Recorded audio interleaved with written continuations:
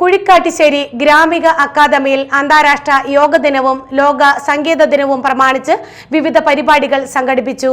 കേരളത്തിലെ ആദ്യത്തെ വനിതാ സിത്താറിസ്റ്റ് ശ്രീജ രാജേന്ദ്രൻ ഉദ്ഘാടനം ചെയ്തു. അതിനുശേഷം ധാർവാഡ് ഉസ്താദ് അമീർ ഖാൻ സർ, അദ്ദേഹമാണ് എൻ്റെ പിന്നീടുള്ള ഗുരുകുല സമ്പ്രദായത്തിൽ അദ്ദേഹമാണ് എന്നെ ഈ വഴിയിലേക്ക് നടത്തിയത്. ഗാനങ്ങളും തിരുപ്പട്ട ഗാനങ്ങളും ഒക്കെ ഭക്തിഗാനങ്ങളും ഒക്കെ എഴുതി. അതിൽ നിന്ന് തന്നെ നമുക്ക് അറിയാം, മതത്തിന് അതീതമായ സംഗീതം അത് ആര് എഴുതുന്നു അല്ലെങ്കിൽ അത് സംഗീതം ചെയ്യുന്നു എന്നുള്ളതല്ല, അതിലെ ആ സംഗീതത്തിന് ആണ് ആ പ്രാധാന്യം വന്നത്.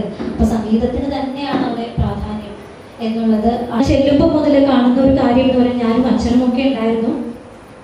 അവിടെ നമ്മൾ ചെല്ലുമ്പോൾ ക്ലാസ്സിലേക്ക് ചെല്ലുമ്പോഴായാലും നമ്മളൊരു പുറത്തുനിന്ന് ഒരു പുതിയൊരാൾ വരുമ്പോഴാണെങ്കിലും അവിടെ അതിന് മുൻപിലായിട്ട് നമ്മളിവിടെ പറയുന്നത് രുദ്രവീണ എന്നാണ്, അവിടെ അത് ബീന എന്ന് ഹിന്ദുസ്ഥാനി സംഗീതത്തിൽ അത് ബീന എന്നാണ് പറയുന്നത്. യോഗ പരിശീലകനും കവിയുമായ ഡോക്ടർ PB ഹൃഷികേശൻ അധ്യക്ഷനായി.